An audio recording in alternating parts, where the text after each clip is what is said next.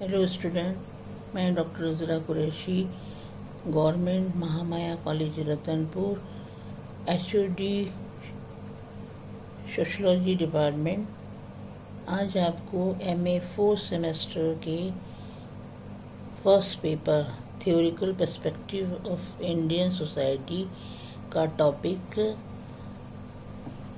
Indological perspective of GS Ghurye, इस topic पे मैं आपको अपना वीडियो लेक्चर प्रेजेंट कर रही हूँ। इंडोलॉजिकल पर्सपेक्टिव, जिसे हम भारत विद्या शास्त्रीय परिप्रेक्ष्य कहते हैं, इसका क्या अर्थ है? भारत विद्या शास्त्रीय परिप्रेक्ष्य से तात्पर्य यह है कि भारतीय समाज और संस्कृति का अध्ययन करने के लिए हमें किस तरह का नज़रिया या किस तरह की पद्धति अपनाने की ज़रूरत है।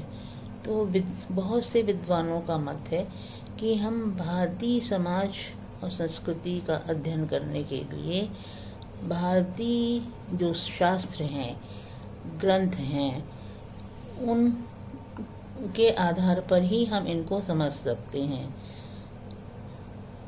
भारतीय विद्याशास्त्रीय परिप्रेक्ष्य में भारतीय समाज को समझने हेतु उन ग्रंथों और महाकाव्यों की सहायता ली जाती है जिसमें भारतीय समाज का विशद चित्रण किया गया है। यह दृष्टिकोण अध्ययन का आदर्शात्मक परिप्रेक्ष्य, नॉर्मेटिव पर्सपेक्टिव भी कहा जाता है, क्योंकि इस दृष्टिकोण के विद्वान हैं जो परंपरागत भारतीय दर्शन और चिंतन से अत्यधिक प्रभावित रहे हैं और तथा वे सामाजिक व्यवस्था के नैतिक और धार्मिक सामाजिक व्यवस्था के नैतिक और धार्मिक नियम थे, उनकी पुनर्स्थापना चाहते थे, पुनर्स्थापना पर बल देते हैं। तो इस परिप्रेक्ष्य के समर्थकों की मान्यता है कि आधुनिक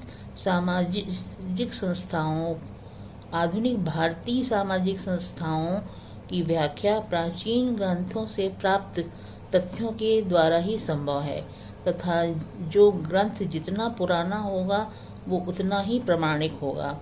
यह परिप्रेक्ष्य ऐतिहासिक पद्धति पर बल देता है, जिसमें घटनाओं या परिस्थितियों का अध्ययन करके जिसमें घटनाओं और परिस्थितियों का अध्ययन उसके प्रारंभिक स्तर से किया जाता है। प्रारंभिक स्तर में क्या कारण और क्या परिस्थितियां रही थीं, उसको ढूंढा जाता है, उसको खोजा जाता है।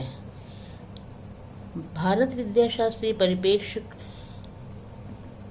को कई विद्वानों ने अपनाया है, जिसमें प्रोफेसर AR पिल्ले का जाति संबंधी अध्ययन है, PN प्रभु का हिंदू सामाजिक अध्ययन संगठन पर अध्ययन है, KM कपाड़िया का हिंदू नातेदारी का विश्लेषण है तथा इरावती कर्वे का हिंदू समाज का विवेचन इसी परिप्रेक्ष्य द्वारा किए गए अध्ययनों का प्रमुख उदाहरण है।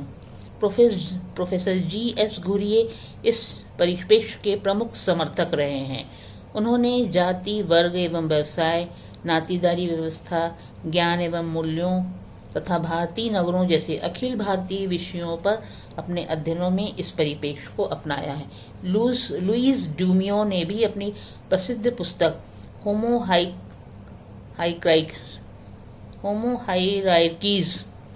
हायरार्कीज में भी भारतीय जाति व्यवस्था का विश्लेषण इसी परिप्रेक्ष्य के द्वारा किया है। यहाँ पर मैं GS घुरिये का संक्षिप्त जीवन परिचय बताना चाहूँगी। घुरिये जी का नाम गोविंद सदाशिव घुरिये था और इनका जन्म 12 दिसंबर 1893 में महाराष्ट्र के मालवा क्षेत्र के एक सारस्वत ब्राह्मण परिवार में हुआ था। उनका शैक्षणिक जीवन का प्रारंभ से ही उच्च कोटि का रहा। उन्होंने सभी परीक्षाएं हैं जो प्रथम श्रेणी में उत्तीर्ण की। 1919 में संस्कृत और बाद में अंग्रेजी में बम्बई के कॉलेज से प्रथम श्रेणी में स्वर्ण पदक प्राप्त कर एमए की परीक्षा प्राप्त की। बम्बई विश्वविद्यालय में समाजशास्त्र विषय पढ़ाने के लिए पैट्रिक गिडिंग्स को आमंत्रित किया गया था। उस समय भी घुरिये बम्बई के एल्फिंस्टन कॉलेज में संस्कृत के प्राध्यापक थे और ये कोई नहीं जानता था कि वे एक दिन भारत के महान समाजशास्त्री बन जाएंगे। पैट्रिक गिडिंग्स के भाषण को सुनने वालों में जीएस घुरिये भी थे। गिडिंग्स का लेक्चर भारतीय जाति व्यवस्था पर चल रहा था और उस दौरान कुछ ऐसी आपत्तिजनक चीज़ें घुरिये जी को लगी तो उन्होंने कहा और अपने तर्क दिए, जिससे गिडिंग्स बहुत प्रभावित हुए और उनका चयन उन्होंने समाजशास्त्र के प्रशिक्षण के लिए कर लिया और उन्हें लंदन भेज दिया। लंदन में वो हॉब हाउस के साथ काफ़ी दिनों तक काम करते रहे। फिर उसके बाद उनको कैम्ब्रिज विश्वविद्यालय भेज दिया डॉक्टर रिवर्स के पास। रिवर्स मानवशास्त्री थे, एंथ्रोपोलॉजिस्ट थे। उनके साथ काम करके उन्होंने प्रशिक्षण प्राप्त किया समाजशास्त्र शोध और अनुसंधान में और शोध कार्य किया और उनके शोध निर्देशन में एथेनिक थ्योरी ऑफ कास्ट प्रजाति सिद्धांत विषय पर अपना शोध कार्य किया। घुरिये के कार्यों में रिवर्स का स्पष्ट प्रभाव दिखाई देता था। उनका झुकाव मानवशास्त्र महत्व के विषयों जैसे नातेदारी, विवाह, परिवार, प्रसारवाद की ओर था। घुरिये ने भारत विद्याशास्त्री परिप्रेक्ष्य के माध्यम से कई अध्ययन और विश्लेषण किए।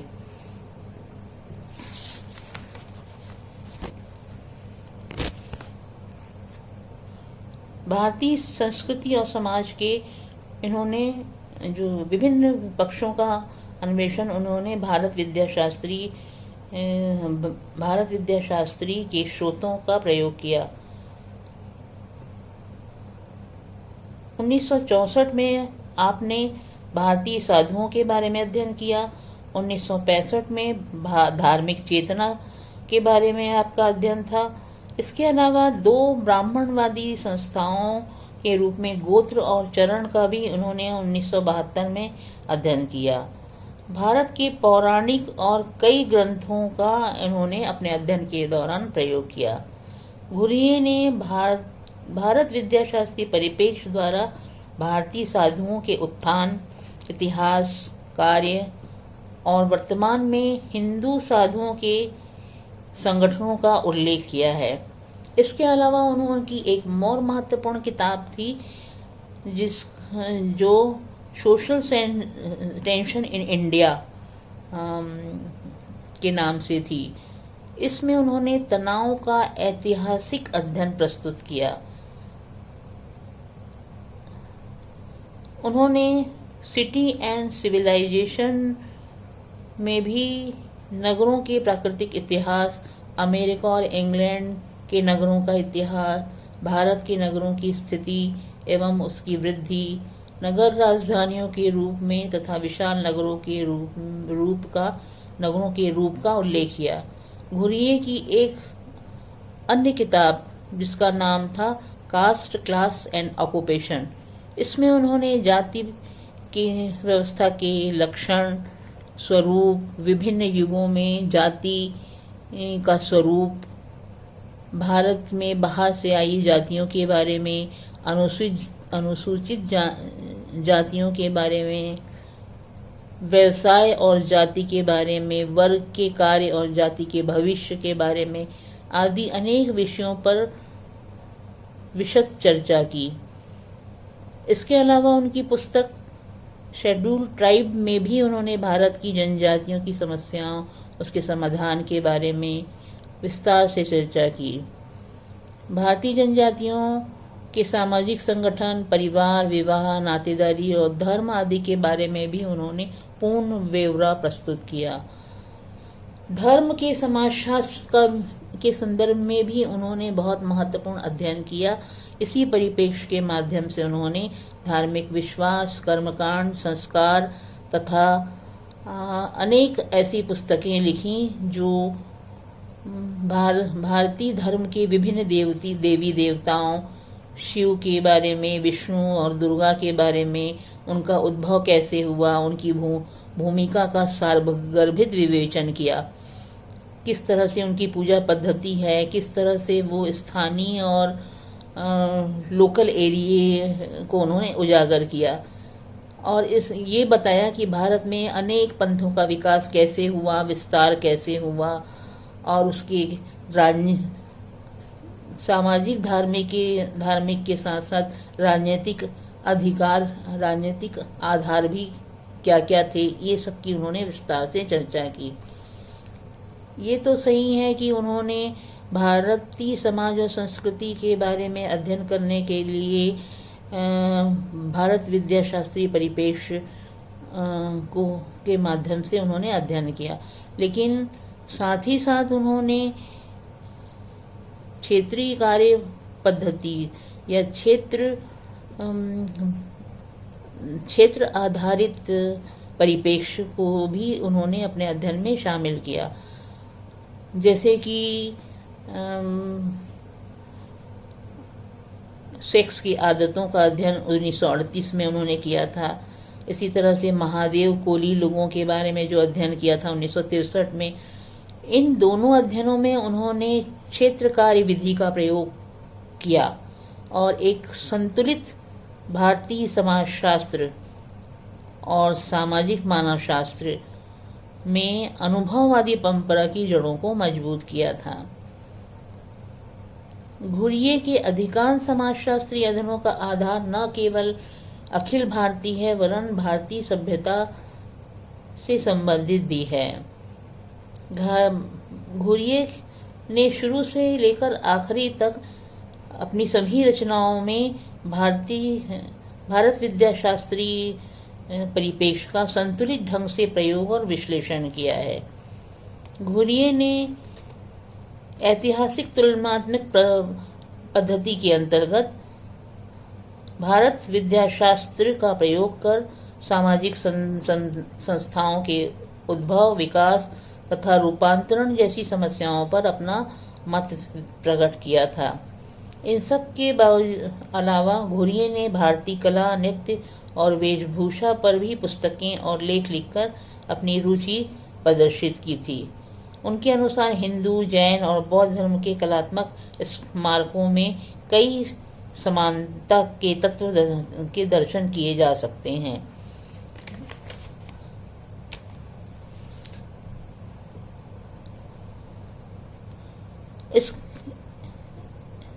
इसके अलावा विद्यार्थियों इस विषय पर आप है जो अन्य कई पुस्तकों का अध्ययन कर सकते हैं, जैसे कि महाजन की पुस्तक है, रविन्द्रनाथ मुखर्जी की पुस्तक है, जो भारतीय समाज के सैद्धांतिक परिप्रेक्ष्य के संबंध में उपलब्ध हैं। धन्यवाद।